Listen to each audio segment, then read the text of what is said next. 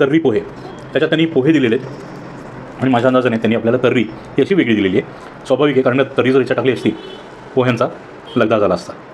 तर पॅकिंग त्यांनी छान दिलेलं आहे.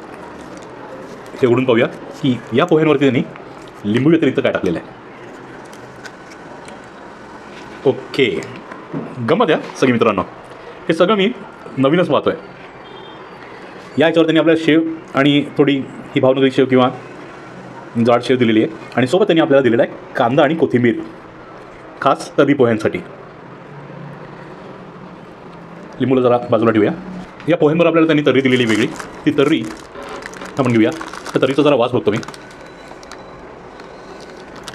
छान मसालेदार असा वास आहे, तिखट असणार आहे. ते आपल्याला ओतूनच कळेल की नक्की काय प्रकार आहे. रंग पाहताय तुम्ही मित्रांनो, छान भडक असा हा दाट रंग आहे. मला वाटतं हे जर आपण प्रॉपर मिक्स करून घेऊ, नाहीतर ती तर्री जी आहे ती खाली यायचा भीती आहे. जो कांदा आहे तो एका बाजूला गेला आहे, तो कांदाही आपल्याला मिक्स करून घ्यायला लागेल. आणि मला वाटतं तर्री जी आहे तीही आपण त्या याच्यात ओतूया.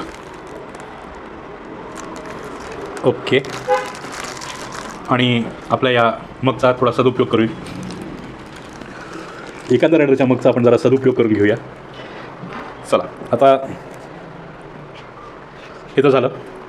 परत शास्त्राप्रमाणे लिंबू पिळून घेऊ, कारण का तर्री जर झटका असेल तर तो झटका थोडा कमी होईल. मी पूर्ण लिंबू वापरत नाही, थोडंच लिंबू वापरतो. नंतर लागलं तर आपण घेऊया. पोह्यांचा बेस तोच आहे, घरचे पोहे, त्याच्यावर त्यांनी जाड शेव वगैरे टाकून तर्री दिलेली आपल्याला. असे हे खास तर्री पोहे.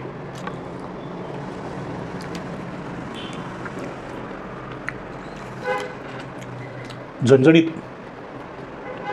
अशी तर्रीची ओळख सांगितली आहे तर्रीनी. आणि ज्यांना तिखट आवडत असेल त्यांच्यासाठी हे स्वर्ग आहे. मला पाणी प्यायला लागणार आहे, असं तिखट आहे, छान आहे. आम्ही पोहे करचे तर्री पोहे,